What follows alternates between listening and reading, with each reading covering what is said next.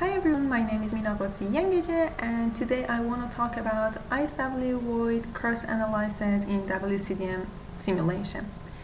This work is a collaboration with my supervisor András Kovács and my colleagues Barbara and Kilian, and the results presented here are the outcome of our joint effort.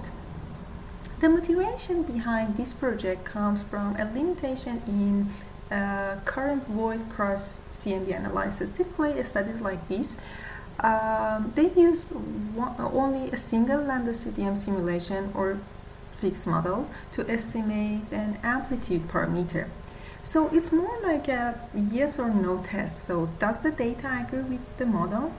But it doesn't allow us to explore how different cosmological parameters might affect the signal. Our goal is to go beyond this and kind of fill the gap by using the Gower Street simulation to create ISW map, identify voids, and stack their signals. And all these while we are testing hundreds of cosmology. Okay, let's start with the simulation. In our work, we use the Gower Street simulation, which are a suite of 791 large-scale structure simulation developed for the dark energy survey analysis. They used SPI method simulation-based inference, and each simulation includes narrow slices light cone for different cosmological parameters. And as you can see here, there are 7 cosmological parameters of wCDM.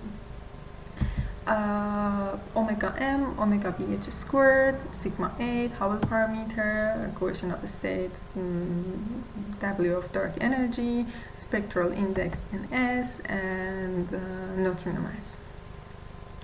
And they're designed based on forward modeling, so it's like that what real observation would look like. But the reason why we are interested in this simulation, first, it has a large number of simulations, making it ideal for statistical studies, which we are interested in. And as I mentioned in the previous slide, they also come with forward model and realistic observable. I mean, like, for example, instead of just giving us the raw matter distribution, they provide simulated galaxy and like big lensing maps that look like actual serving data. You know, they can be like complete with photometric redshift uncertainty and, you know, like all the messy details that you can get during a real observation. And we have, like, with this simulation, we have a big family of cosmology with different values. This can give us a lot of flexibility also to test. And they cover the full sky with enough resolution for us to study both the ISW effect and the voids. And later I will explain that to generate our ISW maps, we need a full sky simulation. And finally, they're publicly available and you can find them here in this link. Okay, so you can see a few realizations from the Gower Street simulation here. On the left, you can see a low density contrast map built by combining multiple of these lichen slices from the low redshift range from 0 to 0.15. Here voids appears in the darkest region, while over densities and filaments show up as brighter yellowish spots.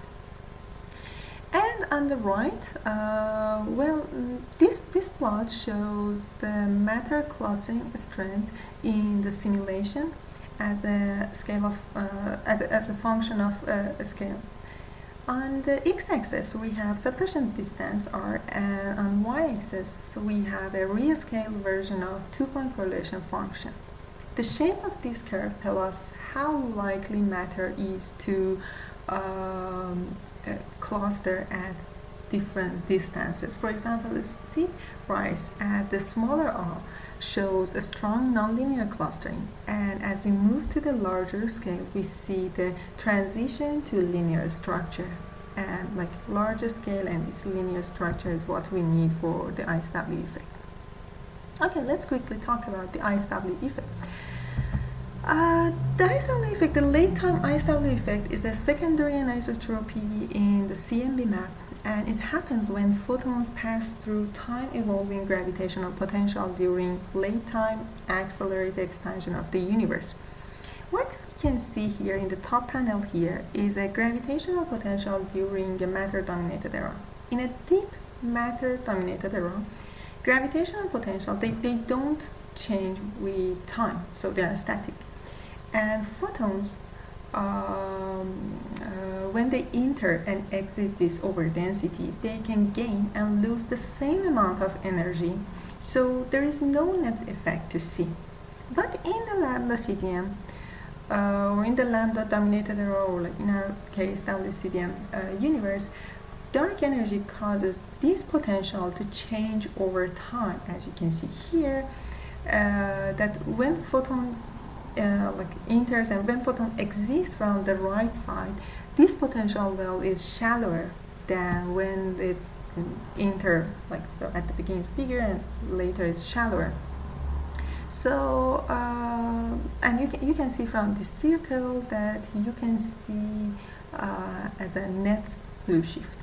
And if you look at this equation at the same time, you will see that the ISW temperature fluctuations are related directly to the rho phi over rho a, like time derivative of gravitational potential. And of course, it's an integrated Sachs-Wolfe effect. So we need to integrate it over 13.5 billion years. Okay. Now let's see how we apply this theory in practice using Gower Street simulation and software packages. So the tool I've been using here for this is called Python ISW. It's a Python package. The input, as you can see here in this table, is a set of Hill-Peaks density contrast map, and they're sliced across redshift, so we can think about that as something like this, like onion layers. And the output is full sky ISW map, also in Hill-Peaks format. But now the key part of the Python ISW is how it handles the transformation from this input to this output.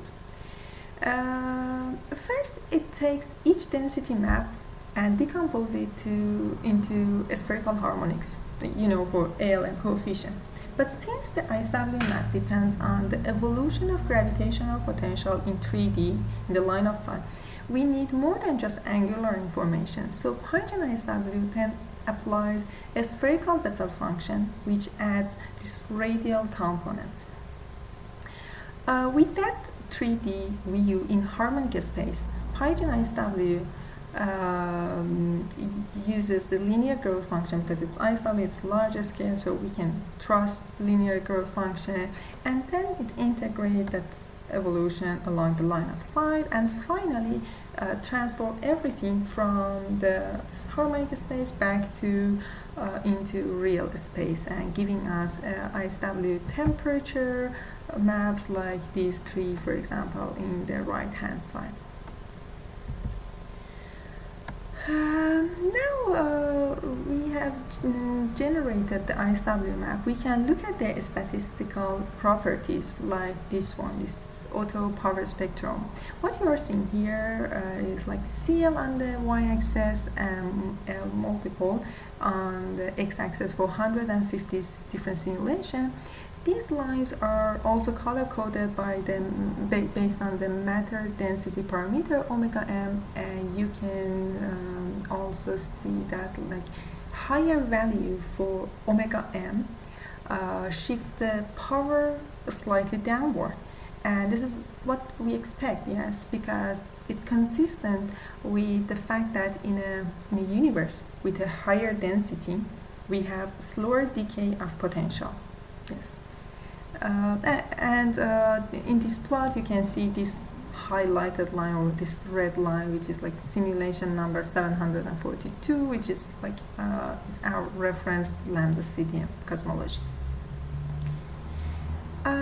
So as the validation of our ISW maps, and before diving into next step voids and cold spots, we want to make sure that the ISW maps we are working with actually behaves as expected, I mean statistically. So we use different methods actually to validate it, but here you can see it by comparing angular power spectrum of our simulated ISW map using two different methods. One from PyCCL, which gives the theoretical prediction. These you can see them as a solid lines here. Again, it's color coded. And these dashed lines, which are coming from, like for these we used ANOFAS, which measure it directly from the ISW map and its corresponding density maps. And we tested this across several realizations and different cosmologies, and overall the agreement is pretty solid. Okay, now let's switch to void statistics, especially how we find voids in our simulation. There are different methods and algorithms for void finding. Photometric surveys do not provide complete 3D information. They can study or they can measure a very big fraction of the sky, but it's not 3D. And so it makes traditional void finding methods less effective. And in our case, because we are also using the Gower Street simulation, which was designed for dark energy survey, we used another method which is called 2D void finder.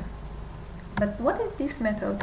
Well, first we merged the original light cone because they were very thin. They merged them into slices with the broader ones, something around delta z equals to 0.05. Then for each of these merged slices up to redshift 1, we projected the tracer density onto the sky and ran the 2D void finder algorithm. You can see, for example, 3 of them here. Or here on the left there. And ISW signals are typically weak and challenging to detect, and especially because of very large scale cosmic variance. And to enhance the ISW signal, we employ a stacking technique that you can see here in the middle panel. To do this, we stack the ISW temperature map at the position of the void, rescaling each of these cutout to angular size of the void. So we can compute an average temperature profile as a function of a scaled radius. So this can help us, so we can suppress random noises and uncorrelated fluctuation, and it can enhances the signal to noise ratio and make it easier to detect the ISW imprint of voids, and make those ISW signals become more pronounced. And finally, on the right, you can see this cold center and this hot ring in the stack temperature map, which strongly suggests that the ISW effect is at play. And this histogram here, you can see the distribution of void radii across all the Gower Street simulation. It's not color coded, but x-axis is the void radius, and y is how many voids we find in each size, in each beam. What you can see here is that in this histogram that all of these peaks are around something between like 100 and 150 megaparsec per inch, which is consistent with the size range of large voids that we expect to contribute most significantly to the ISW signal. These are the kinds of structure that are big enough and deep enough to leave a measurable big imprint on the ISW, on the CMB through the ISW effect.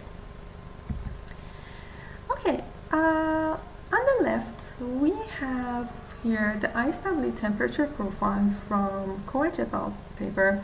It shows a cold center with a hot ring near the void edge for two different models. This is typically an ISW imprint that we expect when CMB photons pass through a large underdense regime. And on the right, it's our result from the Gower Street simulation shows similar stack profile across different wCDM cosmology. And it's color coded based on omega m, and this red line shows lambda CDM. And you can see that for some of these models, it led to a deeper and colder centers, bringing us closer to the features seen in the real CMB. And in the kind of middle, from the same paper, you can see the coldest spot in the actual CMB map for those models and simulation. And this motivates us for our next step to identify the coldest ISW profile that we can reach by using Gower Street and by using this wCDM model with different cosmological parameters that we might explain the observed CMB coldest spot or not. Where we will explore this in an upcoming paper. To sum up, I won't exhaust you by reading through the whole summary because I don't have that time, but just to highlight one future direction, we are excited about it, and it's working on developing an AI-based estimator that can learn the mapping from density field to ISW signal, something similar to SPI framework that they use in the Gower Street paper.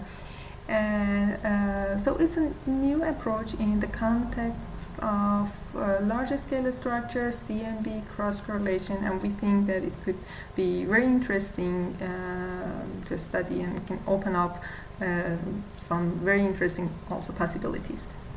And finally, a quick moment of marketing. We are hosting a conference this September in Budapest. Expect brilliant speakers, plenty of opportunities to connect, and of course time to enjoy the city's rich history and rich culture, and maybe a few chimney cakes along the way. So we would love to see you here. Thank you very much.